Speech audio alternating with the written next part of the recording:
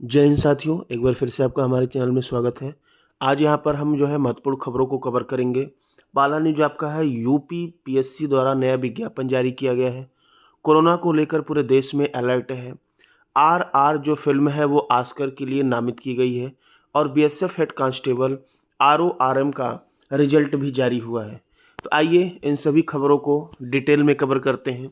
देखिए यहाँ पर पहला न्यूज देखें तो बीएसएफ हेड कांस्टेबल आरओआरएम का है। ये वैकेंसी आई थी। यहाँ पर जो है आरओ की बात करें, रेडियो ऑपरेटर में 982 पोस्ट था और आरएम में जो है रेडियो मैकेनिकल में 330 जो है पद था। ठीक है, तो कुल मिला जुला के आपका हो गया 1312 कुल टोटल इसमें पोस्ट थे। इसका रिजल्ट देखिए यहाँ पर जारी हो गया है और रिजल्ट में हम सीधे बात करते हैं कट ऑफ की। 20 नवंबर को इसका पेपर हुआ था।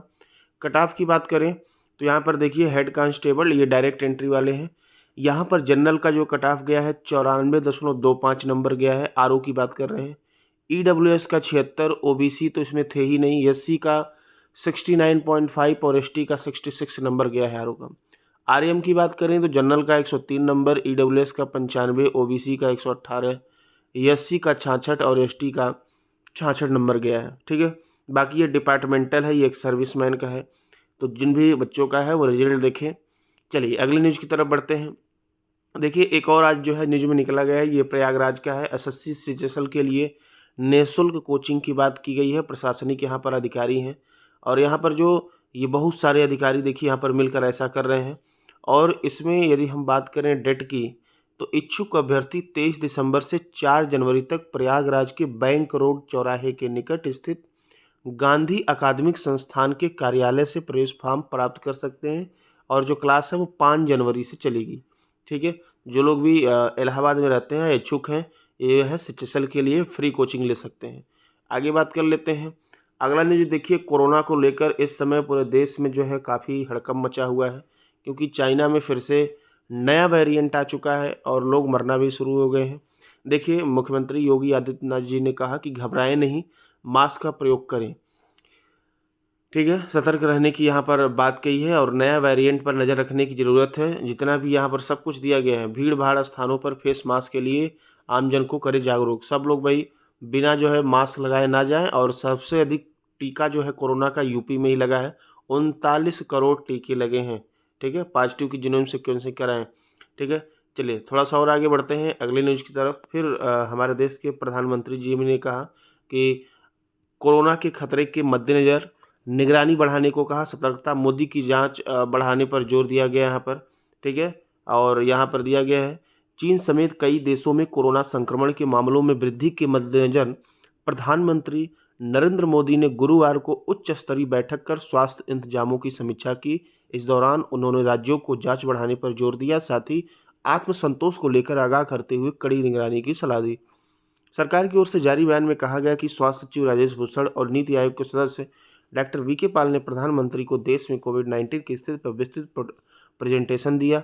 इसमें बताया गया कि देश में सप्ताह में रोजाना औसतन 153 मामले आ रहे हैं। एक सप्ताह में 153 मामले आ रहे हैं। 22 दिसंबर को समाप्त हुए सप्ताह में संक्रमण दर 0.14% रही, लेकिन अन्य देशों में साप्ताहिक औसत 5.9 लाख है।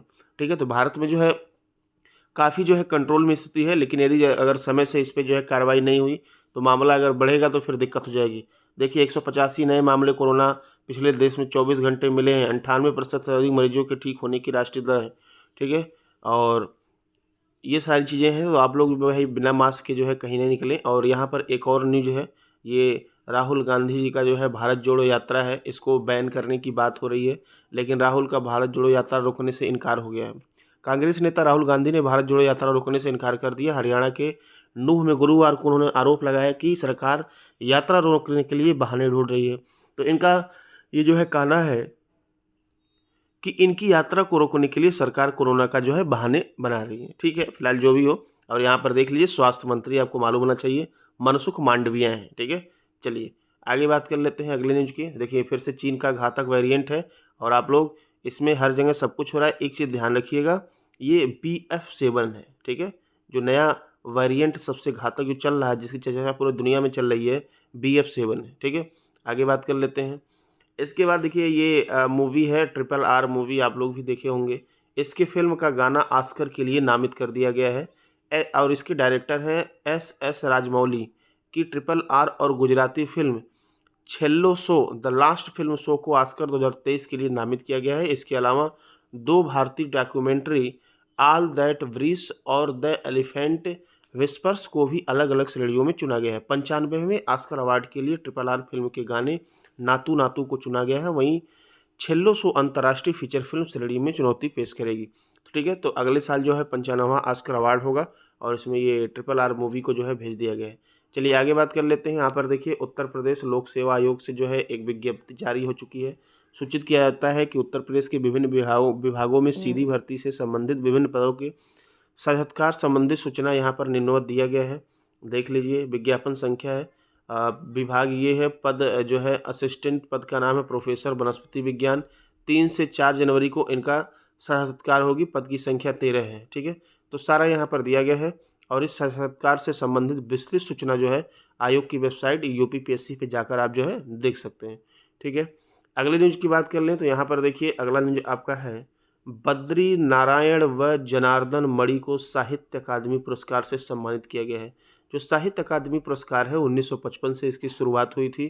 ठीक है, अब यहाँ पर बात कर लें, ये प्रसिद्ध समाज वैज्ञानिक और कवि बद्री नारायण के हिंदी कविता संग्रह तुमड़ी के शब्द, इनका कविता हिंदी का संग्रह है, तुमड़ी के शब्द को वर्ष 2022 का साहित्य अकादमी पुरस्कार देने की घोषणा की गई है।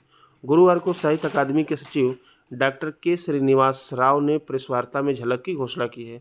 अब यहाँ पर जो बद्री नारायण दिए गए हैं, देख लीजिए, बद्री नारायण यहाँ पर फोटो आपको नीचे दिख रहा है बद्री नारायण का। इसके बाद एक और लोग हैं जिनका नाम है प्रोफेसर जनार्दन मणि। यहाँ पर जनार्दन मणि भी आपको दिख रहे हैं।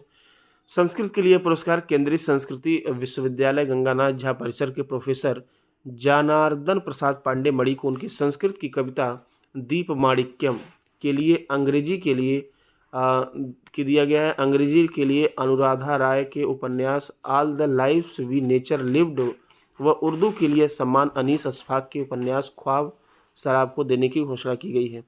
तो ये भाई आपका करंट अफेयर का ये न्यूज़ है और आगामी किसी भी एग्जाम के लिए इंपॉर्टेंट क्वेश्चन हो जाता है, तो आप लोग जो है इसको अच्छे से देख लें। और देखिए कितनी भाषाओं में दिया जाता है, 23 भारतीय भाषा के लिए घोषित किया जाता है। 22 जो हमारे संविधान के 22 तो संविधान के 8वीं अनुसूची में है और प्लस 1 आपका इंग्लिश में दिया जाता है। और इंग्लिश में हमने बताई दिया, अनुराधा राय को दिया गया।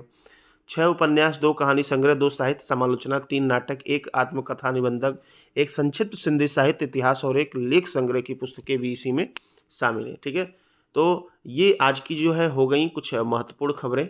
ठीक है, मिलते हैं अगले वीडियो में। और आप सभी को मालूम है कि न्यूज़ से संबंधित साथ ही साथ यहाँ पर करंट अफेयर को भी कवर किया जाता है, तो आप लोग वीडियो को शेयर अवश्य करें यदि आपको अच्छा लगता है। मिलते हैं अगले वीडियो में, तब तक के लिए धन्यवाद।